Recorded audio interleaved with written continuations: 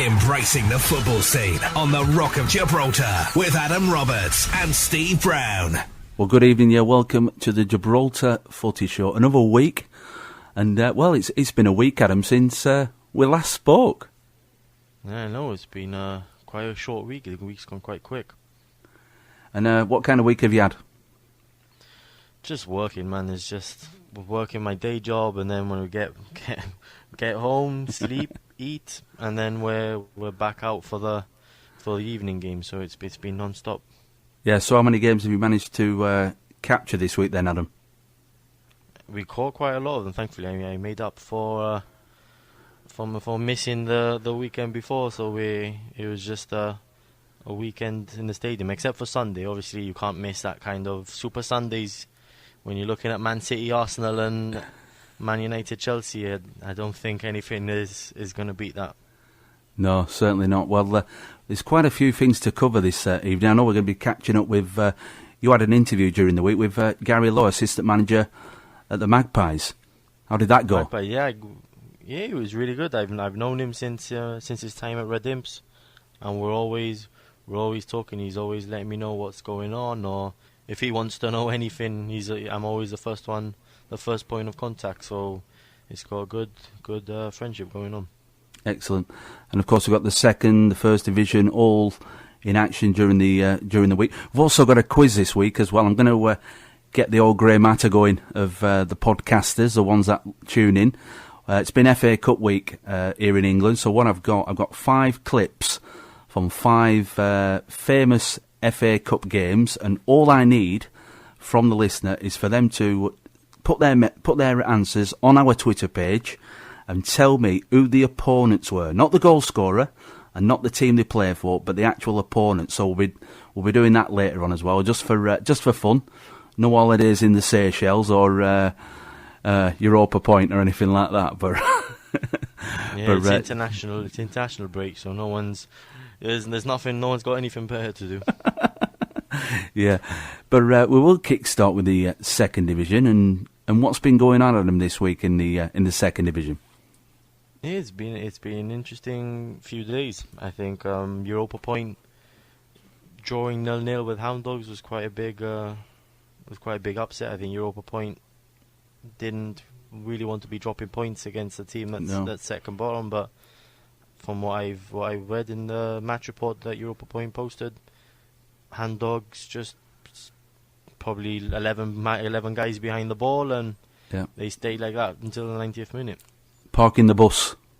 Yeah, one of Mourinho's tactics. No, but everyone says.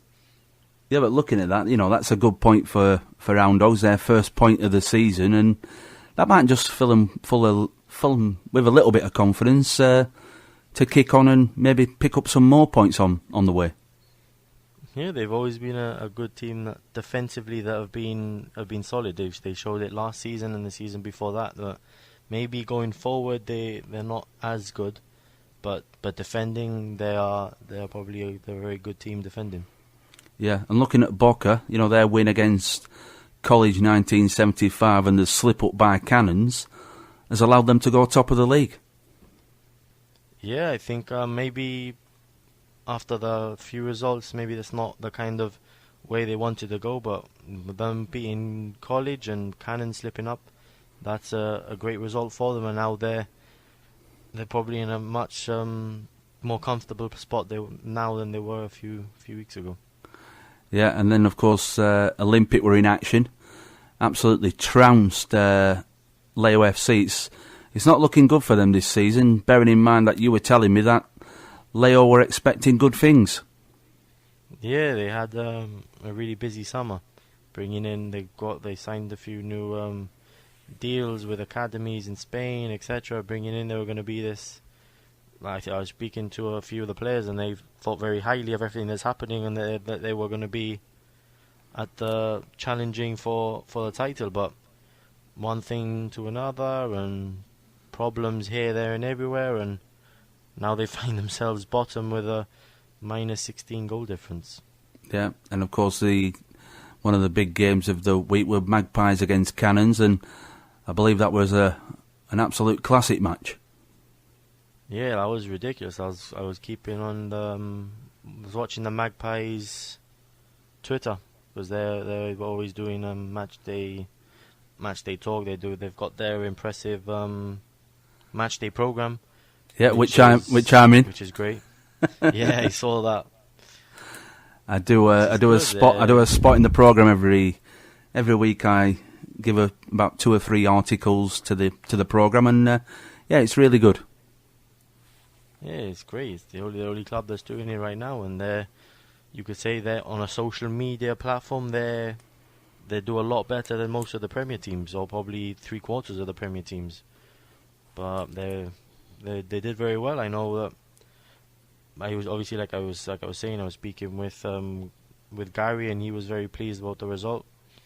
Fernando Cuesta, someone who's known for his goals, got 2 very important ones against Cannons, and now maybe this gives Magpies the boost that they needed, and maybe they can start challenging. Yeah.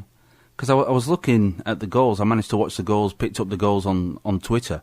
And the second goal that was scored, it was, I don't know what was happening. They thought it was a penalty, then it was an indirect, then it was a direct free kick. Did you manage to see that? It was a bit of a... No, I wasn't able to go, but if we're looking at Fernando, he scores all type of goals, so I don't think he cares how it went in as long as it went in. Yeah, and of course they're picking that, there were 2 goals down, and then managed to get the game back and win 3-2. Moving on to the Premier, starting last week. What games did you pick up on last week, Adam? Well, I missed obviously the Glassies link. The Wednesday games I can never see, as I'm always doing the podcast. Doing the podcast. But thankfully, it's not a game that I missed badly, because it was a 0-0. So obviously, it was a good thing I was doing this.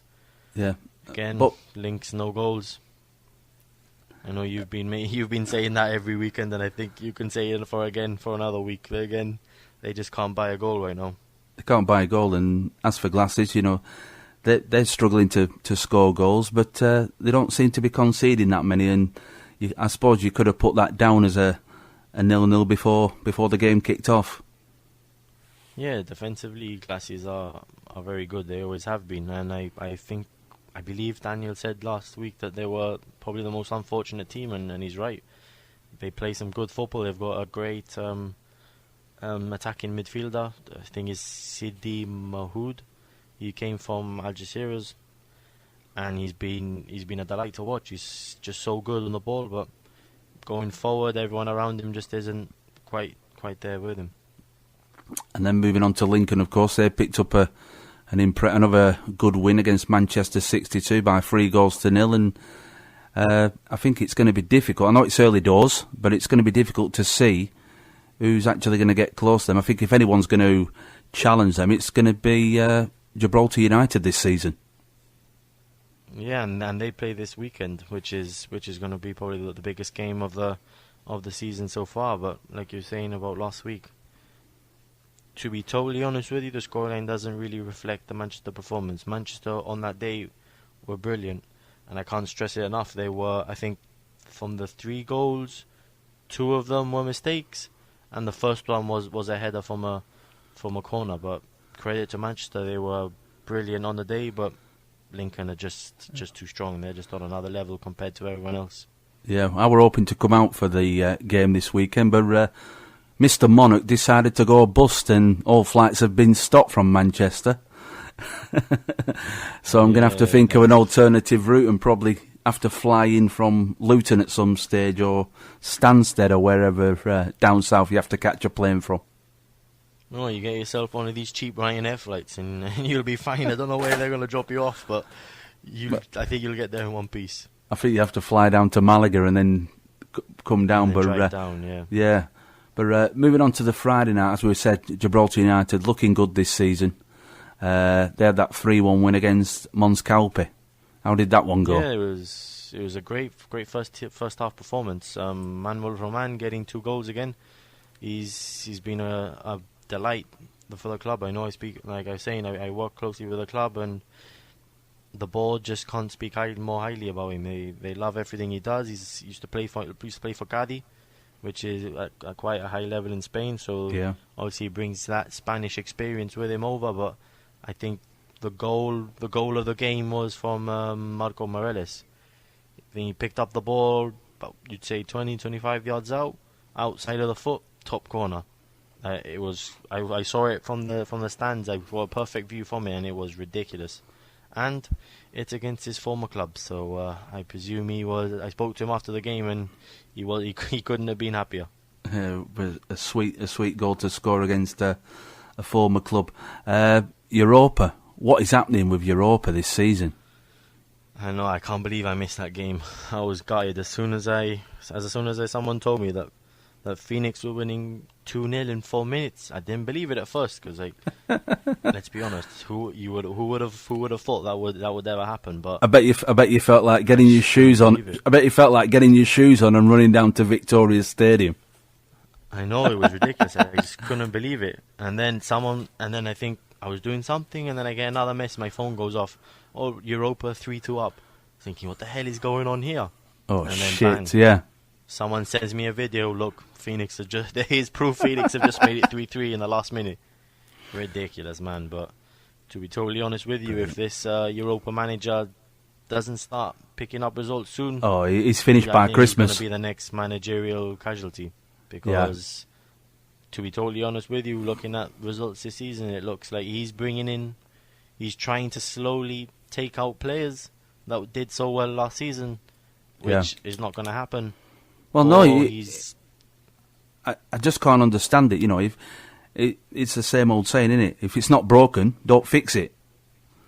Exactly, but and looking at them, you know, they played 4 games, but they've only got 4 points, and they cut adrift from that top row now. When you look at it, it's taking shape. You know, with Imps, United, and St Joseph sitting in them top 3 positions with, 5 points a gap to Lions. It's starting to take shape already, is that league? I know, and if they don't make decisions soon, it's going to be a very bad season for them. And I think a European competition is something that Europa need to get every year. And if they don't get that, then I think there's going to be some serious problems going on. And I think next season might be just even worse if the players they're bringing in are not the thing is when European competitions. The thing is, Adam, you know better than me. If you've got a wage bill, which is sky high, and you're paying top dollar for your players, and you're kind of hoping or guaranteeing that you are going to be playing European football and able to pay the wages, and you don't do that, you're in big financial difficulty. Yeah, of course. I think just getting into the Europa League, because somebody's got to pay the wages. Yeah, of course. I think it's like 250,000, I believe it is, to getting into the first round of the. That's before you kick a ball. Competition. Exactly, and that's a massive boost for, like you said, for players' wages when it comes to the end of the season. So what do you reckon? Europa manager, 2 more games, maybe 3 more games, and if it's not improved, he'll be getting the kick across the frontier. Yeah, literally. But I think personally, I think he looks like he's starting to lose the dressing room, and as soon as that happens, you're a dead man walking, aren't you? You know, yeah, exactly. I think your time is up. Yeah, well, looking at the final one of the week, St Joseph's 2-0 against Lions, and St Joseph's starting to look the team that they were last season. Yeah, it was a great performance for them. And I was watching the game, and I looked like I was watching the St Joseph of old, which is good to see. But again, Lions were very unlucky on the day. The keeper of Glacis, Jose Felix, was just unstoppable. I think he made a double save in the second half, which had me in awe. And at the end, it looked like he saved his team, as in the last minute, St Joseph's got that killer goal to end the game. Excellent stuff. Well, that's just a recap of last week's game. We're going to be chatting about the upcoming games, the predictions later on in the show. But during the week, Adam, you had a chance to catch up with Gary Lowe from Magpies, and how did that go? Was it a good conversation? Yeah, it was a great conversation. He had loads to say. I know obviously I like getting managerial's perspective on things, because I think you're always speaking to the players, and the players aren't going to tell you the truth always. But I think from a manager's perspective, you've got a different view on football in general, because obviously their line of work is different to the players, and I always love us getting questions when it comes to signing local players, because I know that's something that's very difficult, and it's difficult for a Prem team. So I just imagine how hard it is for a second division. Yeah, and I know that Gary's been in charge of the club since I think Davy Wilson were away on holiday, wasn't he, for a few matches?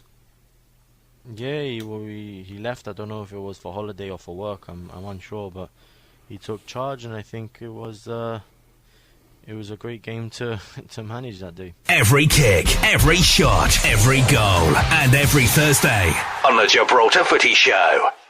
Today we welcome on the show Bruno's Magpies Assistant Manager Gary Lowe. Thanks for having me.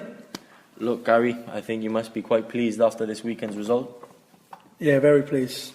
Eventually the traits and the things we want pushing forward with the squad has come through with a bit of heart and a bit of fight. It's been a quite difficult season for you. Like the last 2 seasons have been quite positive. You've finished in the top third. Now you find yourself in quite a much lower position. What's happened? My personal view is it's so much pressure on the club. We've done so well in the past season or two. So the amount of pressure, especially after getting in the playoff last year, everyone expects us to be right at the top. So automatically that filters down to the players and the coaching staff as well. So amongst the whole club, we put pressure on ourselves because we want to succeed and we want to get to the Premier. So I think that has a lot of bearing on how this mixed start to the season has gone.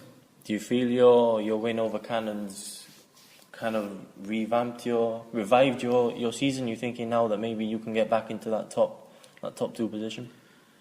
I've always believed. I think it was just making the players believe themselves. Like I said, their heart and their soul went into that win, and that's all we can ask for. I never like losing, and anyone knows me will know that. But if I lost with the players putting all their heart and soul into the game, I'm still be a happy man. But they did, and I think we're only 5 points off the top of the league.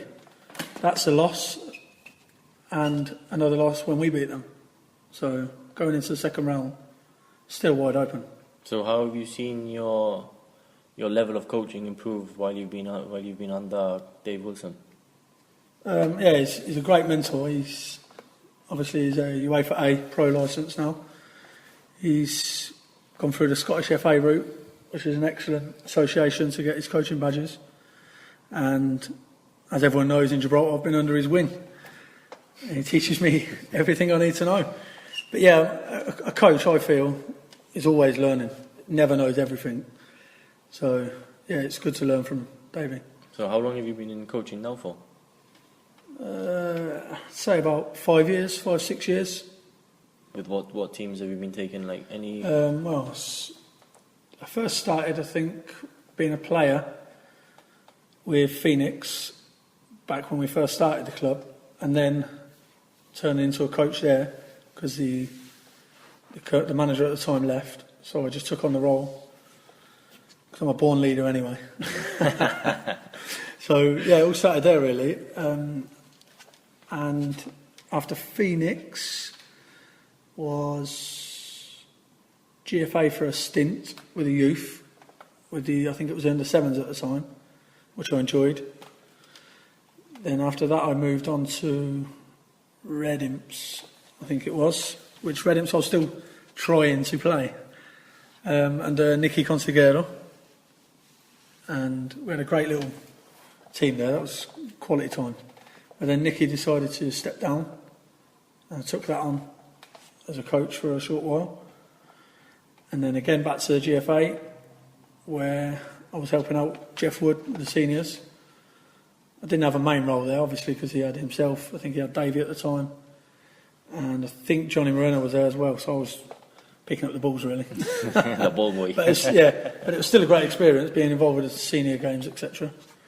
And then more recently, Magpies. So you must be quite pleased to see Phoenix now back in the Premier. I think it was quite the season to forget when you were there. Oh yeah, definitely. Well, it was a season to remember, and then a season to forget after. With their chairman now, Brian Brosco, he was signed for us at the time actually. But yeah, it's great to see them up there and competing very well actually. It's nice to see the clubs carried on, and it's gone a different direction than what I wanted it to when I was there. But still, they're doing very well, and it's good to see. I think it was a few seasons after Phoenix, the GFA implemented the rule of you had to pick between your club and your country. How did you take that when they told you? Well, I've always loved working with the GFA, but at the same time, the GFA don't work enough to make it throughout the year, if that makes sense, throughout the season. So if I was working for the GFA, I could be doing nothing for 9 months, but then 3 months of the year we'll be training leading up to maybe a little tournament or a few friendlies. So for me, I liked the continuity of league games and the competitiveness. So it was a hard decision to make actually when I had to choose between club and the country, because I'd love to do both. So. How does it look now when you see all your Red Imps group? I know Red Imps disbanded, I think it was in their second or third year. Yeah. How does it take now looking at all their players, looking at them in Premier? Look at Graham, just got a big move to Monscalpe and he scored in the under-21 qualifiers. Yes. You got Jace at Lions, you got other players kind of scattered around. Must be good. No, it's great to see. I mean, I can't take the credit for them being such quality players. There's no way. I only had them for a season and a half, and it was a difficult time with them as well because they were going through a transition of becoming men at that time. But yeah, it's great to see them progressing and hopefully getting into the senior squad. You were saying about the transition from youth to second division. Let's forget about Premier. What do you think should be done to kind of like get that role between youth to second division to Premier? Is it almost like using second division as like a stepping stone kind of thing? Yeah, I think the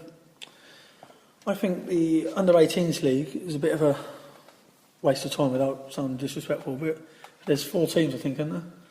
And the players are not getting that competitiveness. I think if you get those 4 teams worth of the local players and loan them, the big clubs can keep them under their books, but maybe loan them out to the second division teams, and they can get the competitiveness, they can get the experience of fighting for a first team spot, and it will progress them mentally as well as on the game as well. Obviously now you're at Magpies and the transfer window closed a few months ago.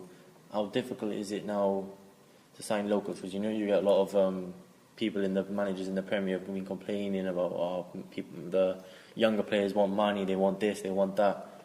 From a manager, how difficult is it to sign locals from a second division team, not just Premier? Well, I've always firmly believed in you sign what from your experiences, so people will know you or know how you are as a coach, especially being in such a small place. So your reputation takes over when signing locals.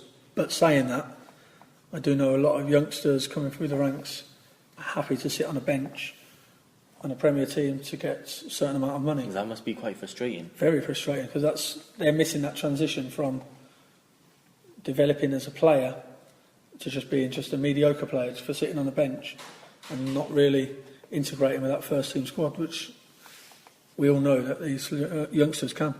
This is now moving away from all of that. This is a topic that's under discussion between a lot of my guys at Football Gibraltar, where we're looking at just scrapping the second division. This is a thought: scrapping the second division reserves. Second division is getting a bit competitive. Reserves, to be honest, is quite a joke from what I've seen. Scrapping those 2 leagues and just putting 19 teams or 18, whether or not a team drops out or not, an 18-team division, let's say. That would be the main focus. What do you think if something like that was to come about? I think that's a great idea. I think it's a way forward, and it might sound like I'm saying that just because I'm in the second division, but no, I think the first 2, 3, 4, 5 years even might be difficult for the lower teams such as ourselves and all the other teams in second division, because it's a big step to Premier. But I think over the years, the talent will drip down, and also at the same time, it will attract investors from all around the world to pump money and links to other clubs into the lower clubs to make them as big and as strong as the bigger clubs. Do you think that's maybe the answer for those kids who just want to sit on the bench and earn their £600-700 when, look, you don't have to drop down to the second division, because people look at it as a step down from what they want, but they can still play in. They're not actually moving down; they're still playing in Premier, you could say. Well, I think the answer for the locals is to change their mentality slightly, and we're all in the same boat because we're all going through this transition process. But I think the locals, because all this is new, with money involved with football, that their heads are getting turned every which way, which, in a way, rightly so. They want to put the hard work in so they get paid for it. But I think if they just thought about their football before their money, I think they'd develop a lot better and quicker. Now we're looking at trying to make this question as less of a job interview one as possible, but from a coaching perspective, where would you like to see yourself in 5-10 years? 5-10 years, I'd like to see myself still within the game, and hopefully involved with the national squad at some point, and within some role. I'd still like to think that I'd be in competitive football, because that gives me the thrill every weekend. Gets my heart rate going. Just continue striving within Gibraltar. If an opportunity come up elsewhere, I'd even think about that. What, as in moving abroad, you would? Yeah, definitely. Got a few contacts in UK, but nothing worth moving over for until I prove myself yet. Well, no, Gary, thank you for joining us. Thank you very much for having me. You're listening to the Gibraltar Footie Show with Adam Roberts and Steve Brown. But he didn't want to talk about the issues that have been going on surrounding the betting scandal, did he? Didn't want to talk about that. No, obviously he's on he's treading on thin water at the moment. So obviously he didn't want to say anything that would harm him, because obviously he likes football. He wants to grow as a manager, and something like this, just one little thing with the GFA, and they're strict on everything. They don't give you chances unless you're someone big, and really I think he's just one sentence away or one word away from being out the game for a lengthy time.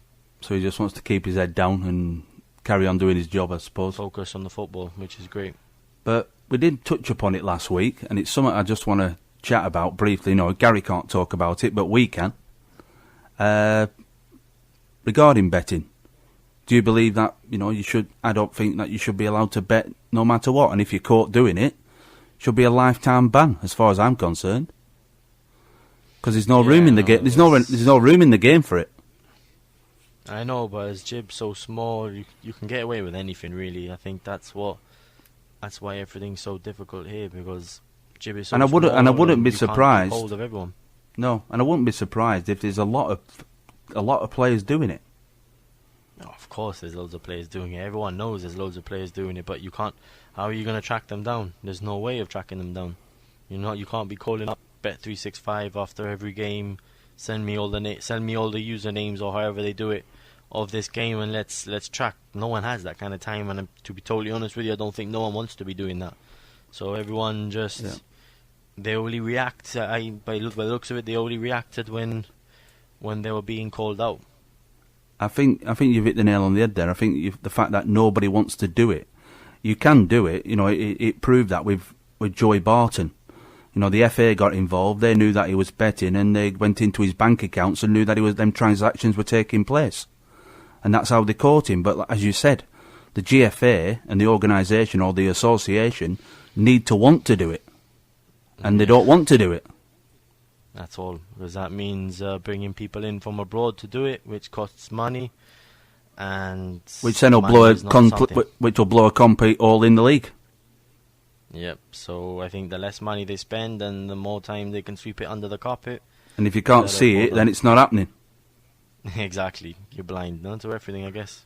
But it's certainly a talking point, an interesting one. But I'm certainly of the opinion that if you are caught betting in any shape or form in the game, it should be a lifetime ban. It's a bit like doping or drugs in athletics.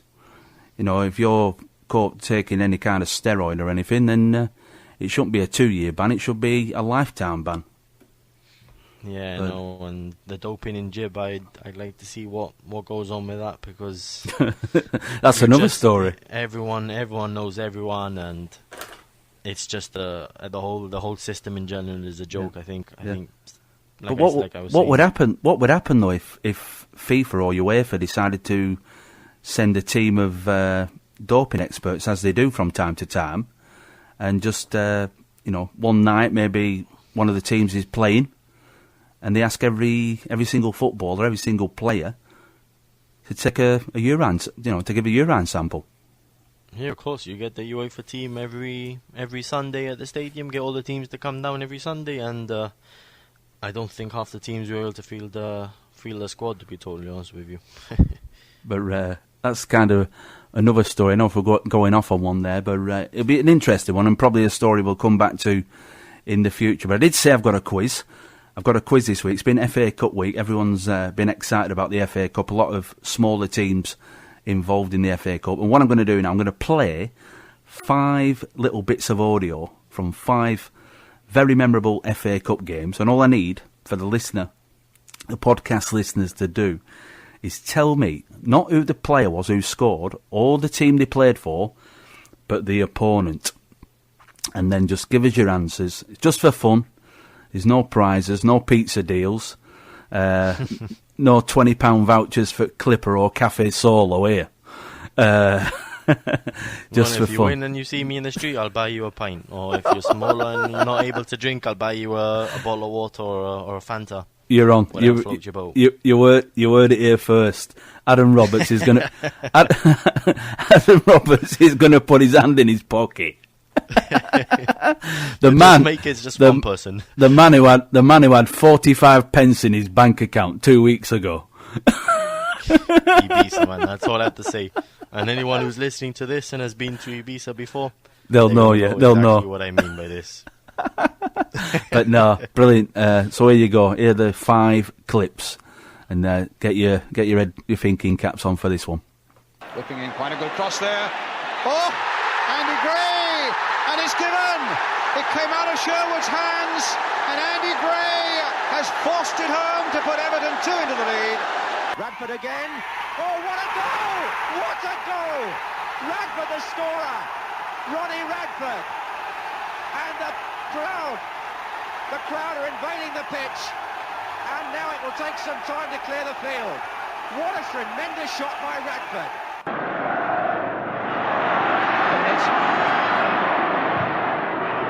Hodgson! Brilliant goal! Keith Hodgson, the man with the bonus touch in the air. What a good tackle by Graham Roberts, and now Galvin. Spurs have got 2 to his right, and Galvin wants to go on his own. Villiers. And still Ricky Villiers. What a fantastic run. He scored. Amazing goal by Ricky Villiers.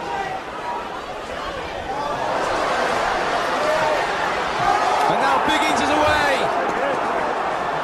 Franks is in the middle. Carla, now Mazzaglo, that's his hat-trick!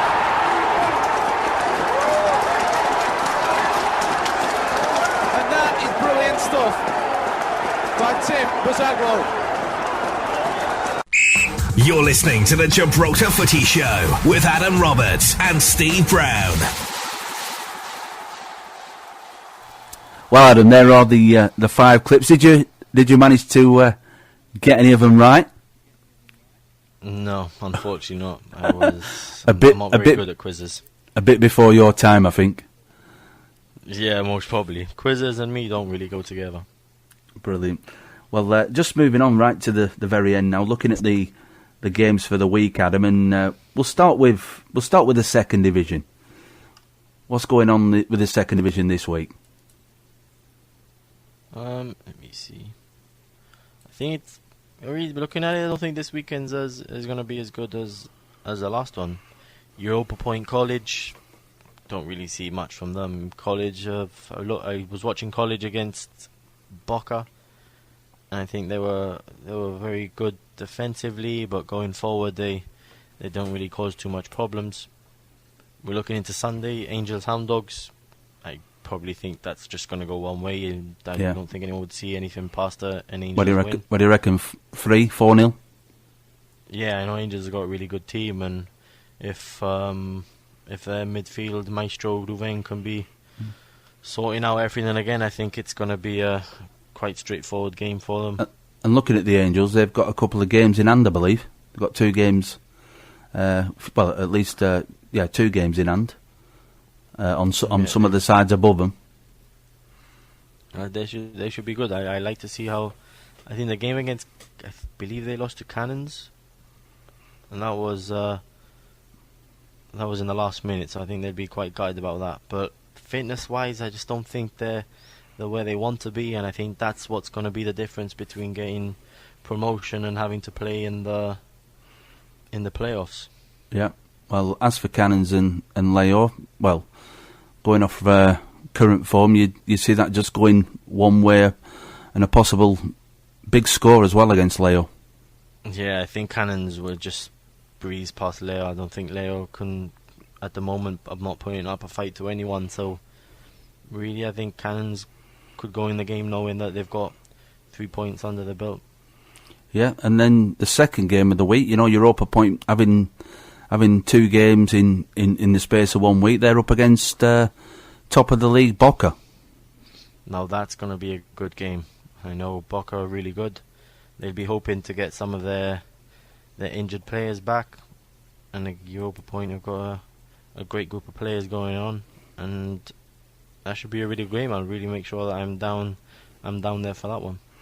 That should be a good game, bearing in mind, it should give Europa a bit of a benchmark as to where their season's going to be going, depending on the result of that match.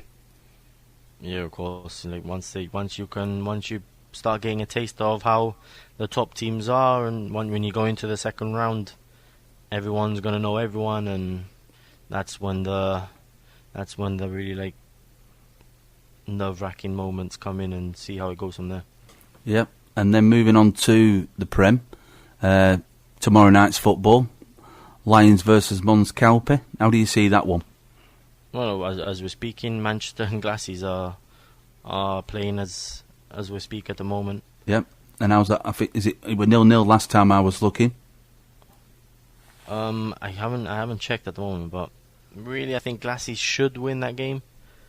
But Manchester, after last week's performance, I think they'll be hoping to do the same this time around, and going forward, the Glassies aren't as good as Lincoln, so I think they'll have a lot more chances than they did last week. Yeah, well, I'm just picking up on that. It's actually half-time in that game. It's 62-1, Glacis 1 at half-time in that game. So it's 1-1 at the moment? 1-1 at the moment. Oh, yeah, that's good. That's good. Said, is it Podesta? He scored a... Yeah, Paul Podesta. He's local, yeah. He scored an header, then it's cancelled out with Karim Pinheiro. I think that's how you pronounce his name. Yeah, ex-Europa. He was at Europa FC last season, won the title-winning campaign. And Glacis are now down to 10 men as well in that game due to a red card. And is it Sidis or Sidis? My Spanish is absolutely shite. I don't know if that's the one I'm thinking about. That's the one I was praising him earlier in the show, and I hope he hasn't just commentators curse, mate. Commentators curse. Yeah, I think if that's how it is, I'm not going to be speaking about players anymore if that's the case. But it's 1-1 at half-time in that game. Moving on to Friday, I know it's a game that you're certainly going to be at. That's United versus Lincoln. What a game that's going to be. That's going to be probably one of the biggest games of the season so far. Looking how both teams are, I think Chino's going to be well pumped up for that one, isn't he? Yeah, I mean he's been very focused all week, and I think Gibraltar United can do it, but it's just up to the manager. If the manager gets his tactics on right, spot on, I think they can win.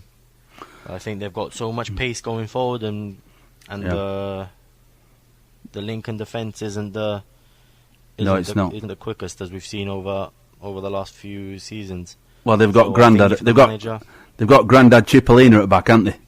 I don't know how he'll take that, but I know that he struggles a lot against the slightly quicker players, as he's shown against Kike from Europa and a few others. But like I was saying, if the manager of Gibraltar United can get his tactics spot on, I think we could be looking at a very tight game.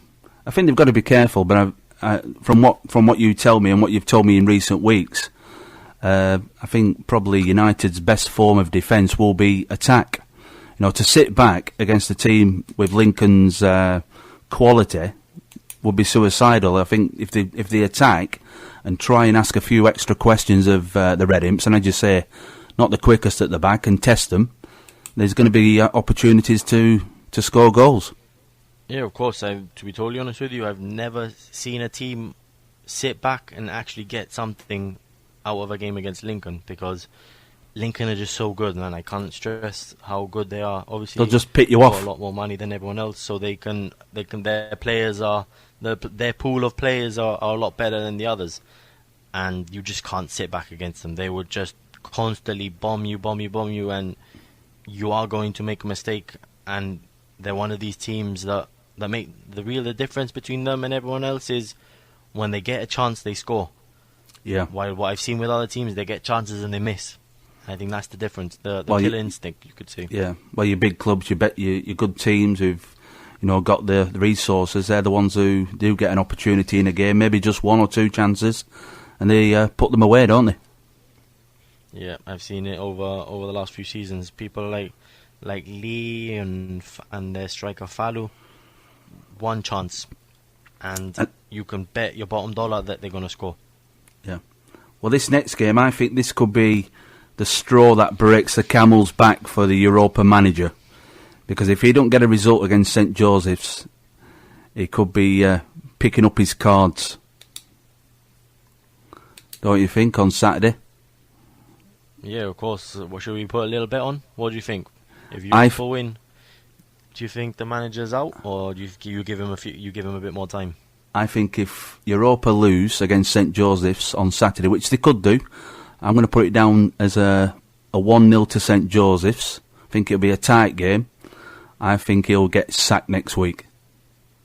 Oh, so if any of you Europa guys are listening, you've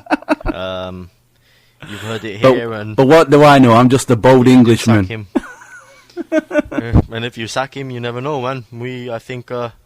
I think we'll be happy to take the team over. I think we could probably do a better job. Because we couldn't have done any worse. They exactly. They played 4 games. They've only got 4 points on the board. He's got resources. He's spent some cash. He's brought players in. He's been paying money. And if I'm on the board of directors or I'm investing in that club, and he's not getting results, I'll give him the highway. I'll walk him across the runway myself. Yep. And if you look what Lynx did with Alan Buller, you're almost thinking, come on, Europa, like you're expecting them to do the same. But I don't know. Something must be. He might be tied down to a contract and they can't pay him up. Yeah, that's something someone was speaking to me about this week. If that's holding them back. If he's got a contract, which I don't know what the going rate is for a manager, but if he's talking in the region of £50,000 for a contract, maybe it's a 2-year contract or whatever, that's a lot of money now. But at some point, you've got to cut your losses, because a team like Europa should be picking up a top 3 slot and playing in Europe, and they're not going to do that next season. Yeah, you're looking at them last season. You expect the title winners to be up there at the top, but I know it's early days, but the gap's already opening up. Yep, 11 points away from Lincoln at the moment, and that's a lead. I can bet you anything right now that is not going to be broken. Lincoln are not going to drop now 4 games. Lincoln are not going to drop 4 games and Europa win the next 4 games. It's impossible. I can't see Lincoln dropping any more than 6 points for the rest of the season. Yep, totally agree on that one. I think you might get a couple of draws. I don't think they're going to be defeated much. Maybe if they are defeated, it's due to injuries, maybe a lack of strength in depth, maybe 1 or 2 weeks, and they might lose 1 game and maybe draw 4. But at the end of the day, they're not going to give away a 7 or 8 point gap, are they? No, at all. And I know it's early and all, but I just think Lincoln are going to walk away with it.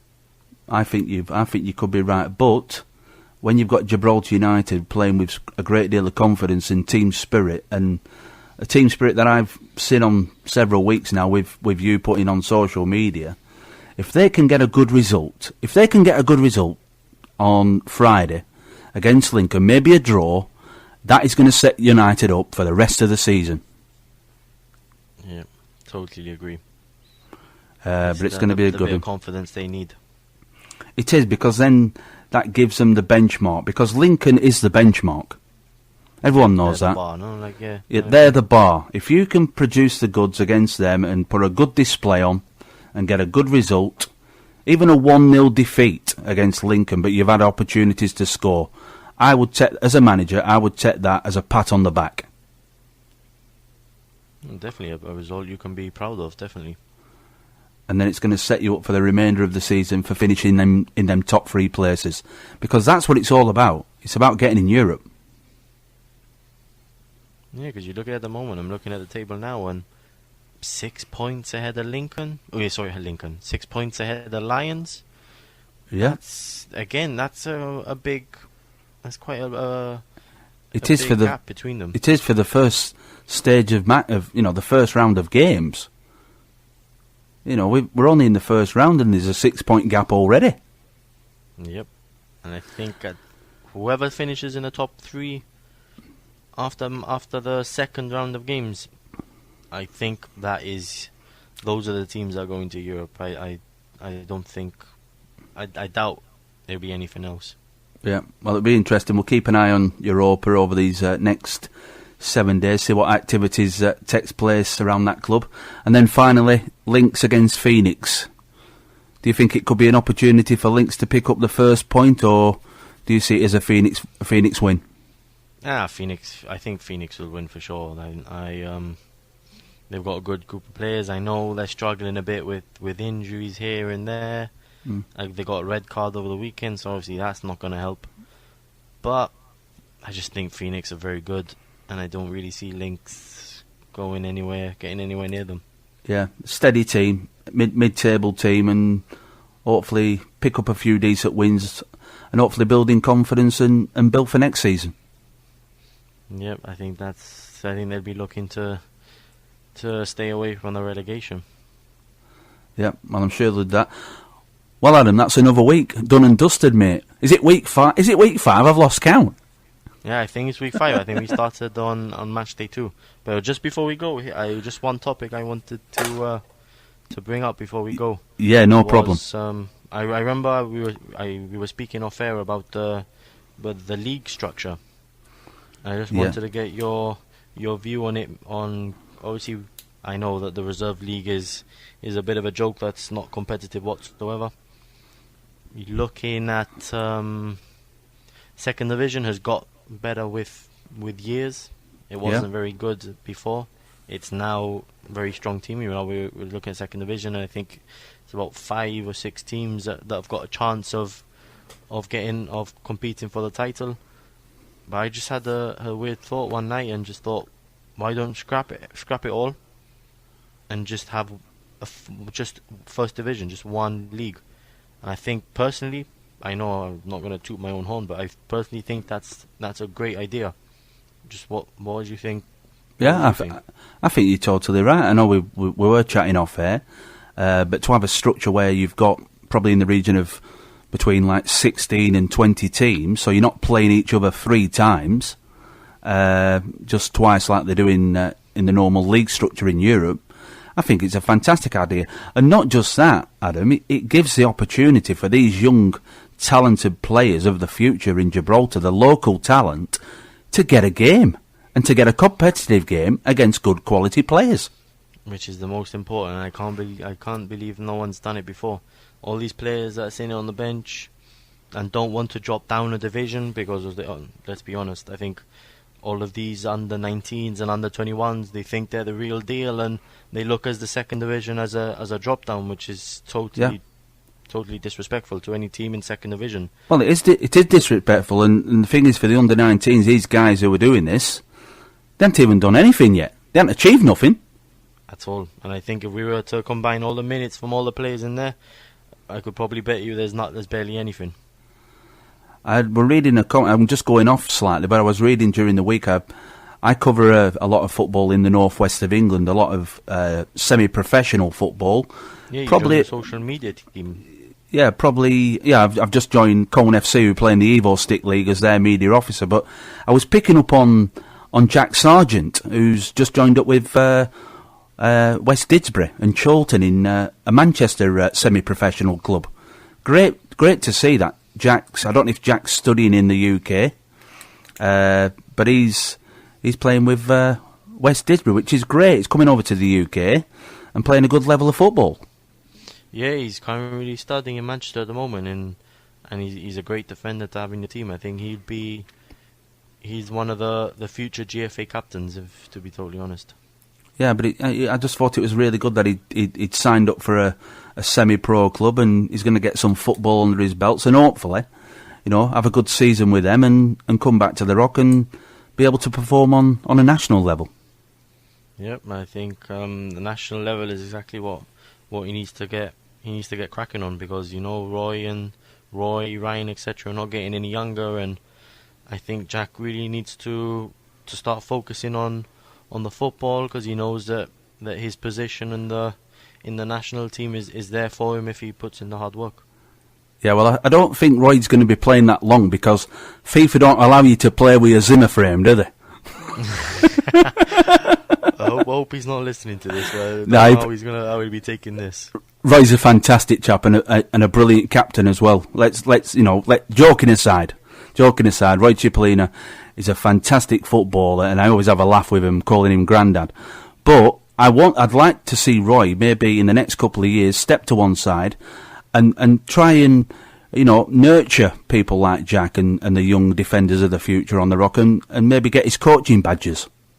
Yeah, he'll be a great coach. I was speaking with, in my interview, this would be a good opportunity for him to go and join up with the Welsh FA and get his B licence and his whatever he needs to do to come back to the Rock and pass on his experience.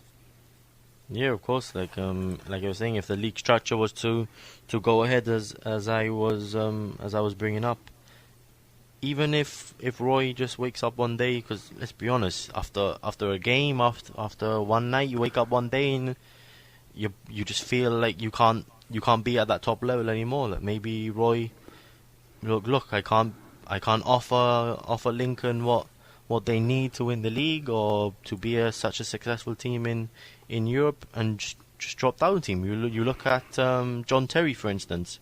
He's left Chelsea, couldn't offer Chelsea what they needed anymore. Went to Aston Villa. Now he's given his experience there. Yeah, but there's to leave Lincoln now and come to Hound Dogs, let's say.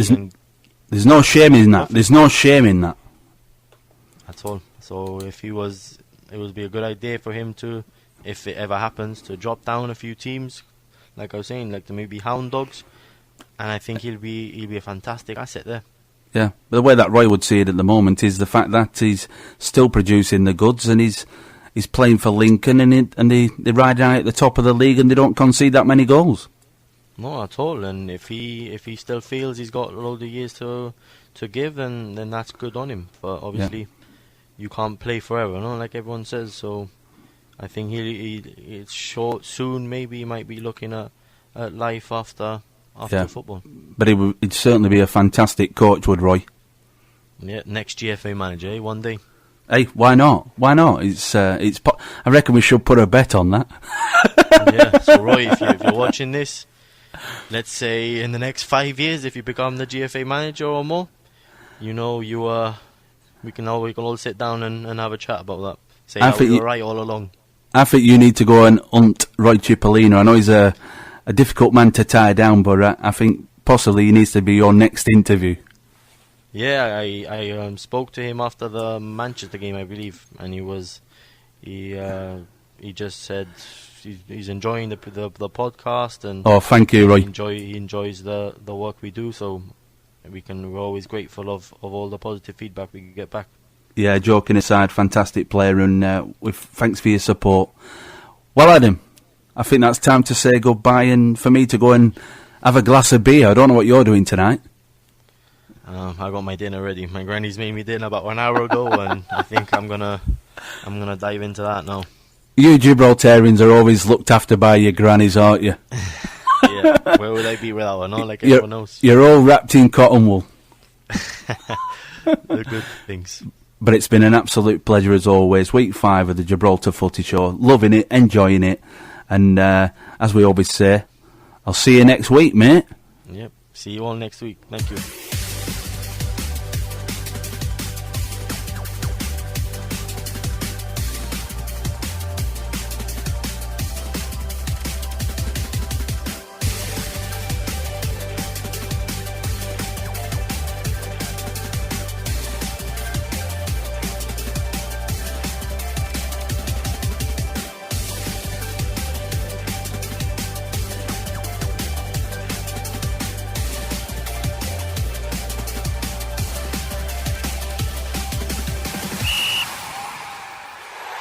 Embracing the football scene on the Rock of Gibraltar with Adam Roberts and Steve Brown.